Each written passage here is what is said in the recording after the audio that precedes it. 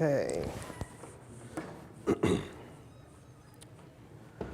Well, good morning, everyone. We are continuing our study in the book of Judges.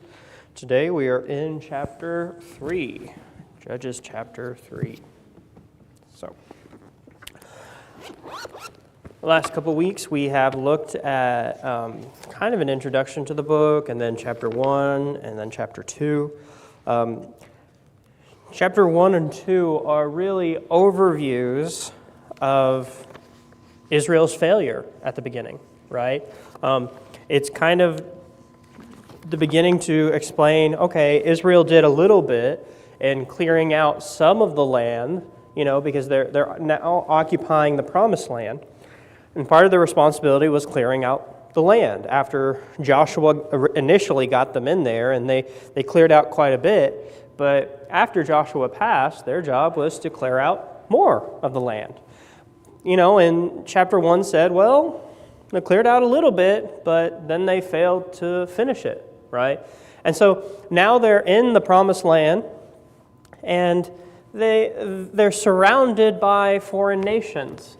And these foreign nations are going to be the end of them. I mean, it's the constant struggle that they have because their neighbors are influencing them, right? And they get into this cycle, right? And Judges is all about this cycle. At the beginning, they rebel against God. And so God says, okay, well, there has to be consequences. You have to be punished.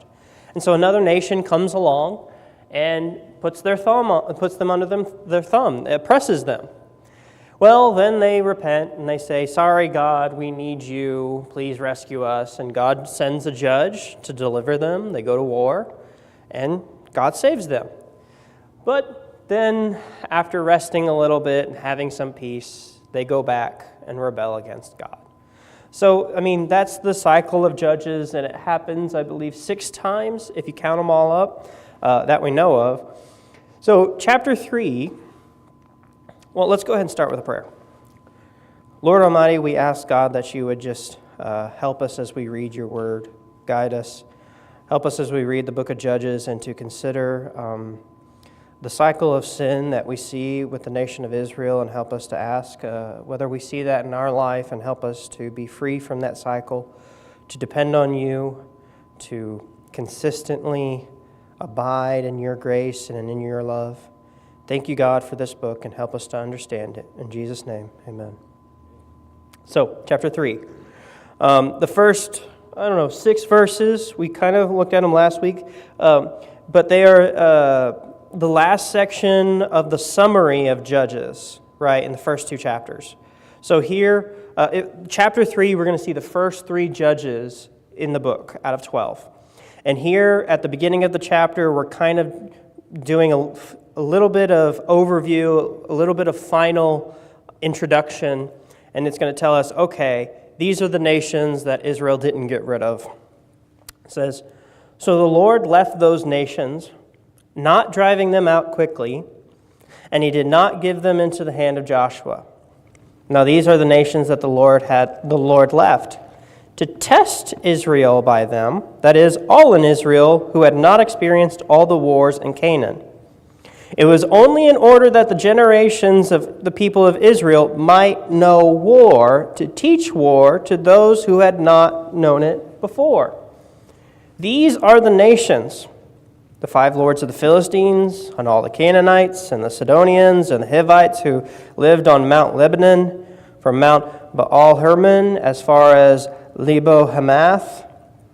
They were for the testing of Israel, to know whether Israel would obey the commands of the Lord, which he commanded their fathers by the hand of Moses. So the people of Israel lived among the Canaanites, the Hittites, the Amorites, the Perizzites, the Hivites, and the Jebusites. And their daughters they took to themselves for wives, and their own daughters they gave to their sons, and they served their gods. So, this is a little bit more of overview about what's going to happen throughout the entire book, what happens throughout the entire period of the book of Judges, right? He's just kind of going over, these are the nations that Israel should have gotten rid of, but didn't, right? And he actually says here, he's like, part of the reason that God allowed them not to take out these nations is so that the future nations could know war. And I guess we should ask the question, why? Why did he want this new generation to know war?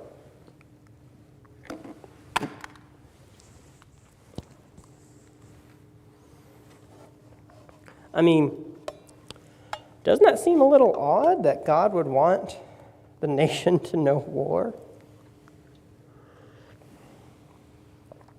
He leaves them there to say that he's going to test them, right? To teach them war. It says, now these are the nations that the Lord left to test Israel by them. That is, all in Israel who had not experienced all the wars in Canaan.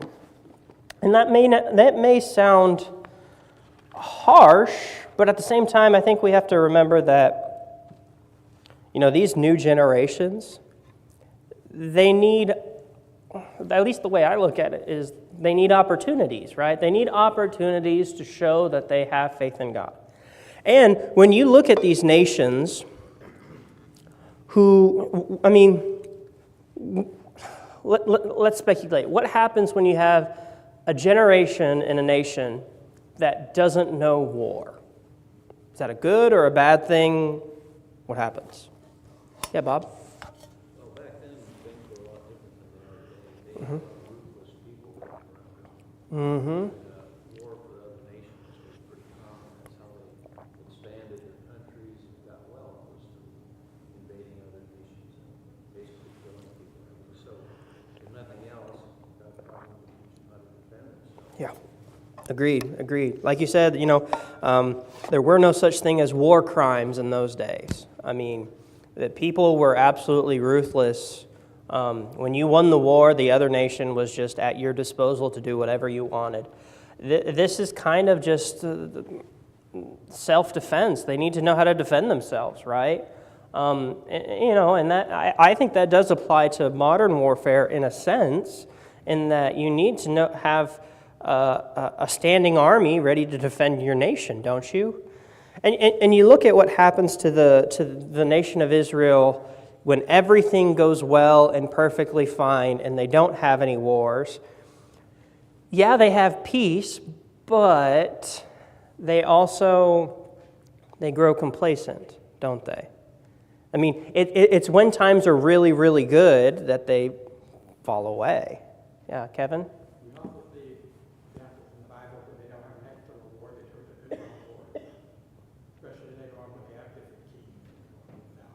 Mm-hmm. Yeah, absolutely. That kind of makes me think of, like today, I think some of the most patriotic people today are the people who fought in wars, right? The people, it seems like there are hard-earned lessons. And when you don't go through that difficulty, a lot of the times you don't end up learning those lessons. And I feel like God knew that they're going to need to learn these lessons, and usually the only way people learn these lessons is by fighting for them, whether literally or metaphorically. Carrie? I think throughout Judges, you'll see that they were tested, and they weren't relying on God because they got their sight on other things. Mm-hmm. And so he's wanting them to go to war so that they rely on God and understand that he's there to help them. Yeah. And it's the same way with our own spiritual lives. We're tested to strengthen us. Mm-hmm. And Absolutely. we rely on God and turn our lives to build our faith in him. Mm-hmm. And that's actually where I was going to go with my next question is, how does that apply to us as individuals? And you hit it on the head, Carrie. I think this applies to us as individuals because God will allow things in our lives that cause us difficulty so that we have an opportunity to grow. In my mind, when I think of tests and trials, I always try to frame it as an opportunity to grow, right? That's what it is. It's an opportunity to grow. It's not the end of the world. It's not something that's ruining my life. It's not something that's just making me so frustrated, anxious, or upset. It's an opportunity to grow, an opportunity to get closer to God. And if there's something in your life that gives you the opportunity to get closer to God, then at the end of the day, it was actually a good thing, right? And it may not feel that way, and it may have been actually, whatever happened may have not actually been, someone may have done something wrong to you, or, it may have been very difficult in your life, but if it gets you closer to God, that's a win, right? And so in our lives, I think it's very similar how I think God will allow things to be in our lives, and God will know, yeah, this is going to cause you trouble, but you're going to learn a lot of lessons from it. And if you weren't going through that trouble and learning lessons, then you might have grown complacent. And when you grow complacent, you fall away from God. So sometimes the difficulties in our lives help us stick to God. And I think that's what's happening here with the nation of Israel. God said, okay, you were supposed to get rid of these nations, and you know what? I'm going to let these nations stay here because now they're going to be a test for you to see if you stick to me, right? And now every generation that comes up, they're going to have to figure out, are we going to serve God, or are we going to do what the other nations do, right? And I think that has a lot of personal application. So let's get to the three judges, right? Our first three judges: Othniel, Ehud, and Shamgar, right? Very unique individuals. Ehud's very unique. Shamgar, we really don't know anything about. Othniel is very archetypal, there's not too much about him. So when we talk about Othniel, he comes from the tribe of Judah. He is the nephew of Caleb. There's a translation ambiguity there. He might be the little brother of Caleb, but most translations prefer to call him the nephew of Caleb. He's our first judge. We see him in chapter 1 a little bit, and we really see him in chapter 3. His enemy is Mesopotamia. So the first time he shows up, Caleb says, there's this city named Debir. Whoever takes this city gets my daughter. And Othniel takes the initiative to go conquer the city, and so he earns Caleb's daughter as his wife. Don't try to think hard about Caleb's nephew marrying Caleb's daughter. Don't try to think hard about that. Second appearance, in chapter 3, Caleb delivers Israel from an 8-year oppression under Mesopotamia. First chapter 1, okay. So this is there's not a lot of meat to this passage. Part of me wonders why this was recorded. It says, from there they went against the inhabitants of Debir, the city. The name of Debir was formerly Kiriath Sepher. And Caleb said, he who attacks Kiriath Sepher and captures it, I will give him Achsah, my daughter, as wife. And Othniel, the son of Kenaz, Caleb's younger brother, captured it, and he gave him Achsah, his daughter, as wife. And when she came to him, when Othniel's daughter came to Othniel, she urged him to ask her father for a field. And she dismounted from her donkey, and Caleb said to her, what do you want? She said to him, give me a blessing, since you have given me the land of Negeb, give me also the springs of water. And Caleb gave her the upper springs and lower springs. Now, when I read this, my first thought is, why did God record this, right? What's the lesson here? I mean, God had a reason in recording this, right? And does anything pop into our minds, does this seem very relevant to our lives? So, my thoughts are, maybe this is an early example of faithfulness. You have Othniel. Caleb said, somebody needs to take this city. And Othniel said, I'll take it, no problem. And so it kind of introduces us to our first judge, meaning he has courage, he has initiative, right? This is before he's even a judge. And then you have his wife, Caleb's daughter, decides, hey, in addition to the city, we want that land because it has a spring in it. Water's a very good commodity. And she asks Caleb, and Caleb says yes, right? What's the lesson there? I'm not entirely sure. What comes to my mind is that maybe it's an example of faithfulness, of boldness, of courage to be willing to ask for things, right? Maybe I think maybe there's an emphasis on the fact that Caleb's family is faithful. Maybe this is just simply an introduction to our first judge. I really don't know if there's more to draw from this, right? Okay, chapter 3. And this is where we see Othniel. It says, "The people of Israel did what was evil in the sight of the Lord. They forgot the Lord their God and served the Baals and the Asheroth. Therefore the anger of the Lord was kindled against Israel, and he sold them into the hand of Cushan-Rishathaim." And I'm going to be trying to pronounce that for a while. "King of Mesopotamia. And the peoples of Israel served Cushan-Rishathaim 8 years. But when the people of Israel cried out to the Lord raised up a deliverer from the people of Israel who saved them, Othniel, the son of Kenaz, Caleb's younger brother. And the Spirit of the Lord was upon him, and he judged Israel. He went out to war, and the Lord gave Cushan-Rishathaim, king of Mesopotamia, into his hand. And his hand prevailed over Cushan-Rishathaim, so the land had rest for 40 years. Then Othniel, the son of Kenaz, died." You know, I can imagine myself in a spelling bee, and they say, "Your word is Cushan-Rishathaim." This is the first cycle of the Judges. And just so we understand, so Mesopotamia is one of the oldest places on our planet. That's where we theorize that Eden might have been. It's between these two rivers in the Near East. And so they're up from the northeast, and they're coming down, which gives me the sense that they're not just oppressing Israel, they're probably oppressing all the other nations around there, right? They're coming over 500 miles away.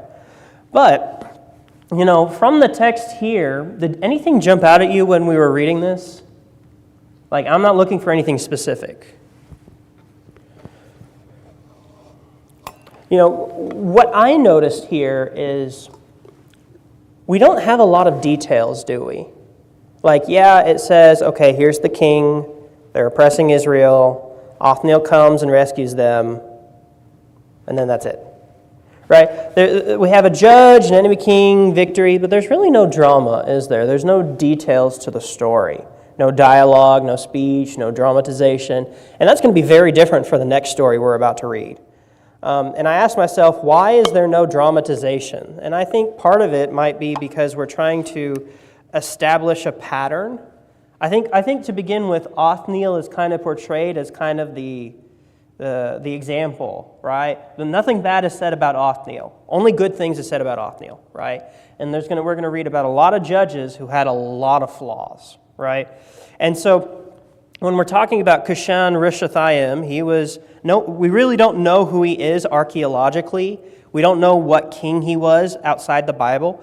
His name, Cushan-Rishathaim, might mean Cushan of double wickedness, which would be a good name for a tyrant. And you just have this clash between judge and king, right? And it says at the end there, the people of Israel served Cushan-Rishathaim 8 years. I know when we're reading through Judges, it's sometimes hard to realize that there are years in these verses. 8 years is not a short period of time to be oppressed by another nation, is it? And so we have just Othniel coming, and short, successful, spirit-powered, clean, nationally stabilizing. He comes in, rescues them, and then they have rest for 40 years. 40 years, okay? We come to our second judge. Let's set up verse 12. It says, "The people of Israel, again, did what was evil in the sight of the Lord. And the Lord strengthened Eglon, the king of Moab," or it might be Eglon, "against Israel, because they had done what was evil in the sight of the Lord. He gathered to himself the Ammonites and the Amalekites, and went and defeated Israel. And they took possession of the city of palms, and the people of Israel served Eglon, the king of Moab, 18 years. So 18 years. This time, they are in oppression for 18 years. That's not a short time. Just so that we understand, right in the middle is Israel. The nation who's oppressing them is Moab. That's to the southeast. But to the east is Ammon. To the southwest is the Amalekites. Moab itself might not have been able to take Israel, but Ammon, once you have Ammon and Amalekites on one side with Moab against Israel, they overtook them, right? And this is kind of even harder. I mean, these are next door neighbors, and they're actually related. I believe the Moab and Ammon came from the children of Lot, and Amalekites came from Esau. So they're partially related. So we have Ehud. He's our second judge. He comes from the tribe of Benjamin. He's mostly an assassin. The most unique thing about him is that he's left-handed. Anyone left-handed in here? Oh, okay. I didn't expect people to be proud of that. I'm just kidding. Their enemy is Moab, Ammon, and Amalekites, right? He kills King Eglon discreetly with a hidden blade in his left hand, rallies the nation to fight off the Moabites, and ends an oppression of 18 years. Why is it unique that he's left-handed, right? You didn't know that being right-handed had such a long history, did you? It does. You know, being left-handed is especially important whenever you're fighting with swords, isn't it? I mean, it would definitely throw you off. Most of the time, people would just train with their right hand. And when you're right-handed, where does your sword go? On the left, and you pull it out there. But when you're left-handed, the sword goes on your right. And so that would throw off people. Let me say this. There are some people who think Ehud, literally his right hand was infirm. His right hand was withered, it was deformed, it was broken or something like that. Like something was wrong with his right hand. They theorize this because the Hebrew way to describe a left-handed person is to say a man bound or impotent in his right hand. And so some people have theorized that Ehud literally couldn't use his right hand, that he had some sort of deformity, or maybe he broke it as a child and it never healed right. And so if that is added to all of this, doesn't that make all of this a lot more unique? And I'm not saying that for sure. I'm saying that's a strong possibility here, right? Because if he has a withered hand, he would look a lot more unthreatening, right? You wouldn't expect him to grab a sword and kill someone, right? It would make sense why, and you're going to see in the story how the king the guards don't really search him that hard because he's got a blade on his right thigh that he's going to draw with his left hand. They didn't search him that hard. Why not? Maybe because they didn't think he was a threat. The king has no problem having a one-on-one with him and dismissing his guards. Why? Maybe he just wasn't that threatening. He was chosen to be the person to give tribute to the king. Why? Maybe because he just didn't look threatening. So there's a lot of possibility here. You know, I was just reading about this. I hadn't learned about this until this week. And I was like, oh, okay, that might be a possibility. Maybe Ehud literally had a deformed right hand. No, I'm not saying that's exactly. I'm just letting you know that that's a possibility here. So, Judges chapter 3, verses 17 to 25. There's a lot of detail here, and this is one of the most, in my opinion, one of the most entertaining stories in the Bible, and I loved learning about this when I was a kid. So it says, Then the people of Israel cried out to the Lord, and the Lord raised up for them a deliverer, Ehud, the son of Gera, the Benjamite, a left-handed man. The people of Israel sent tribute by him to Eglon, the king of Moab, and Ehud made for himself a sword with two edges, a cubit in length. That's probably around 18 inches. And he bound it on his right thigh under his clothes, where you wouldn't expect it. And he presented the tribute to Eglon, the king of Moab. Now Eglon was a very fat man. And when Ehud had finished presenting the tribute, he sent away the people who carried the tribute.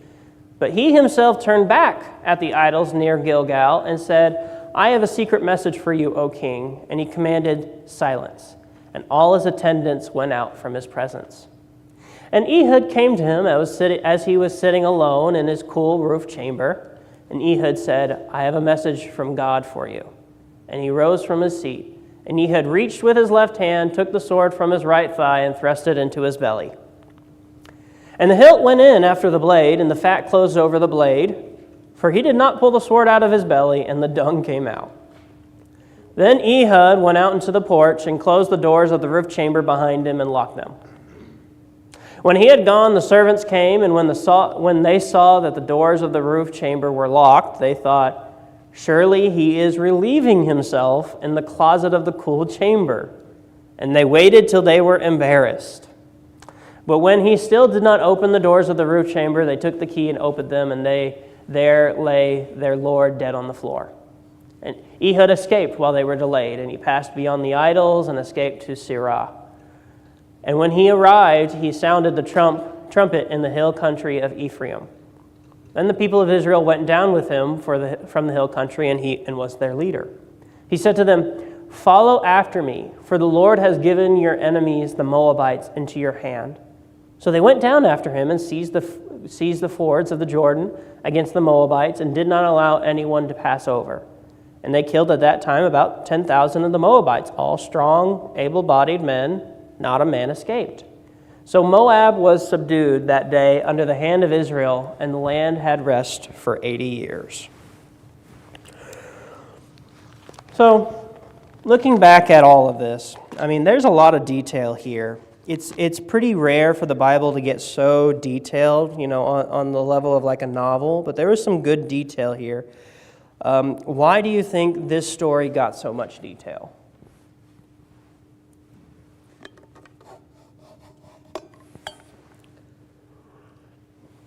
I mean, did you notice anything in particular? I mean, there were things in this story that you don't traditionally see in your Bible, aren't there?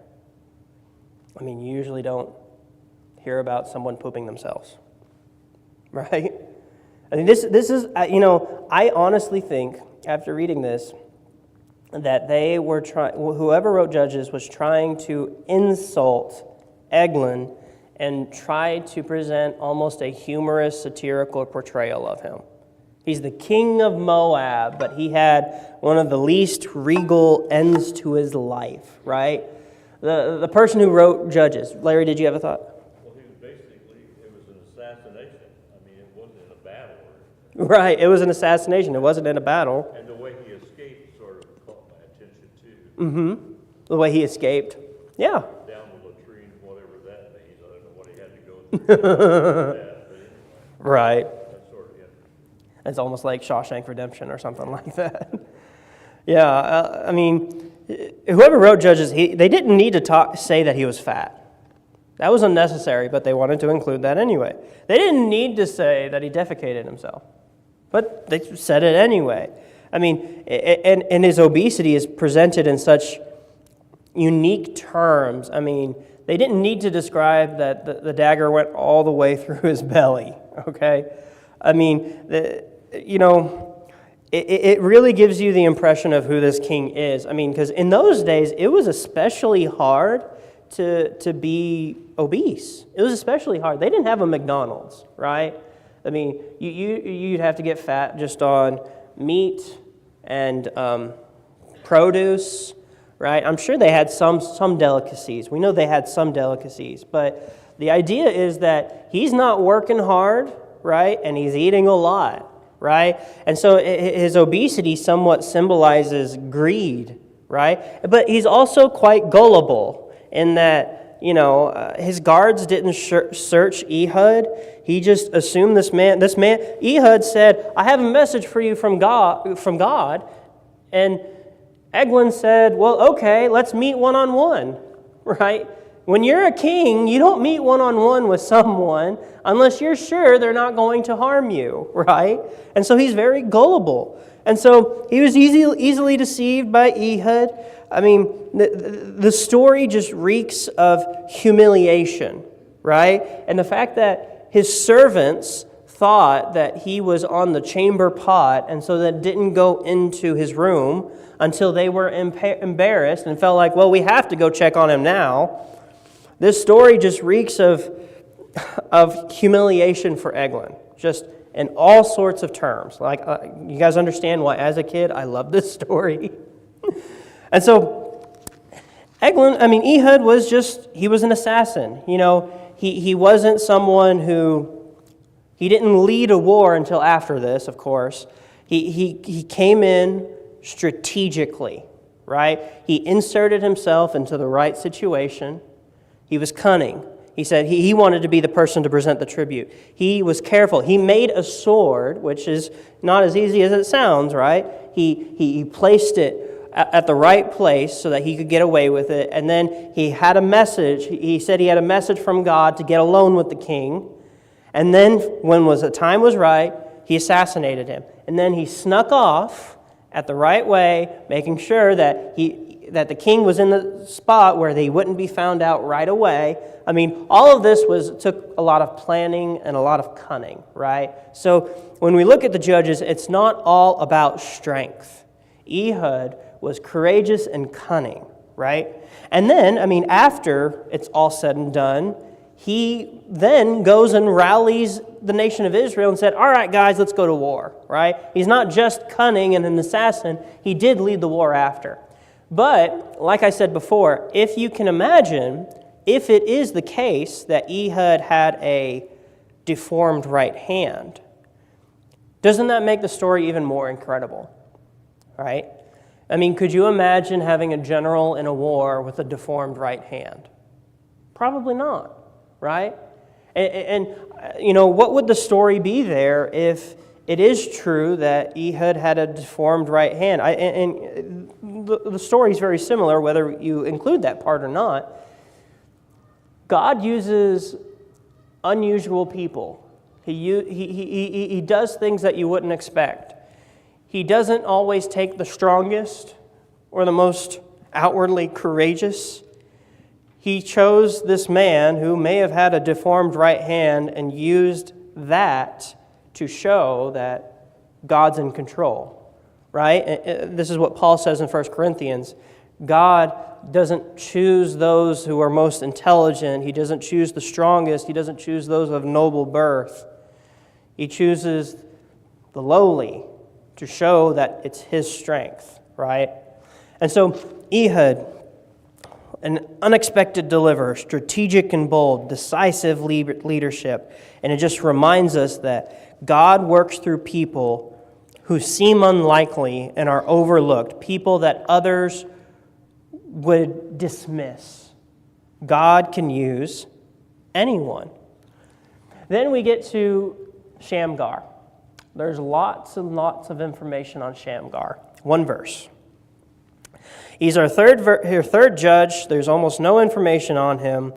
Judges 3:31 says, after him was Shamgar, the son of Anath, who killed 600 of the Philistines with an ox goad, and he also saved Israel.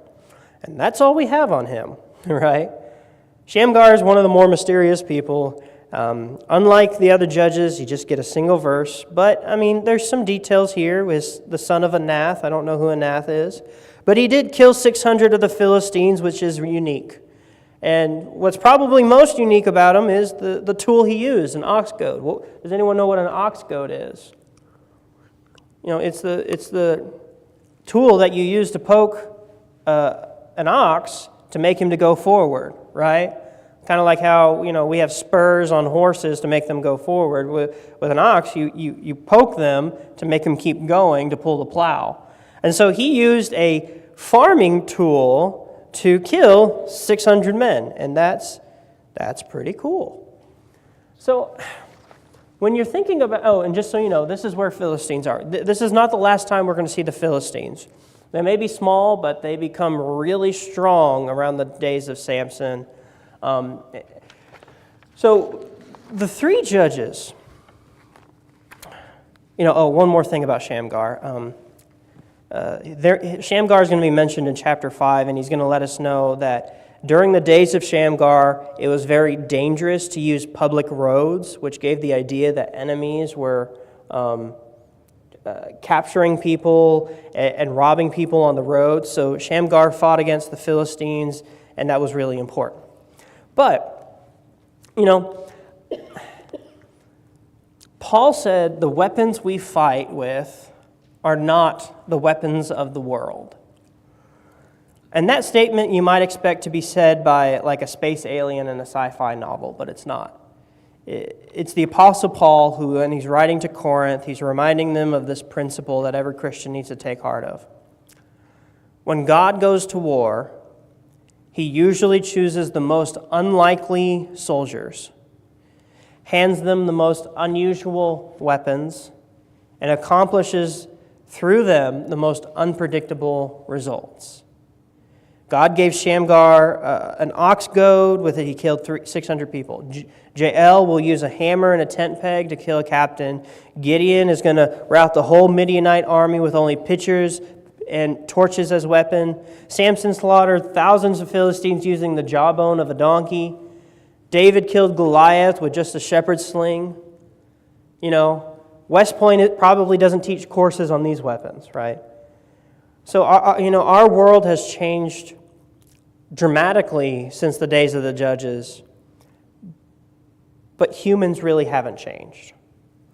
And as long as we're in this world, God's people are involved in this spiritual battle against Satan and his armies. And God's looking for men and women to win with power, with strategy, with courage.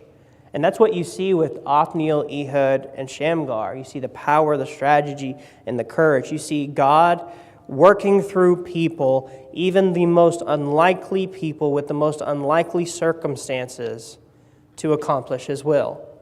Carrie? I think in these three that we just read, Othniel, Ehud, and Shamgar, they go into different details, but each one, they establish it in Othniel, the cycle of behavior of the Israelites. Mm-hmm. In Ehud, they don't say exactly the same thing. They don't say that they worshipped other gods. I guess you just assume that that's part of that cycle of behavior. Right. In the same way with Shamgar, they don't give us very much information, but they did say that he too saved Israel, so God must have sent him to save Israel. And that cycle of behavior, you're making an assumption that those other things happened in there even though they didn't write about it. Absolutely, right. Yeah, and that's one of the things I think he was trying to, that the book of Judges was trying to establish in like the second chapter or even the first instance of Othniel. There's a cycle, and now that we've established that cycle throughout the book, you may not have that cycle enunciated throughout each time, but like you said, with Ehud, it says that the nation of Israel did evil in the sight of the Lord, and you just assume, well, they probably did the same thing that they did, 40 years ago. Or Shamgar, even though it's just one verse, in that verse, you probably assume, there was a whole cycle of the nation of Israel falling into idolatry or something along those lines. You're absolutely right.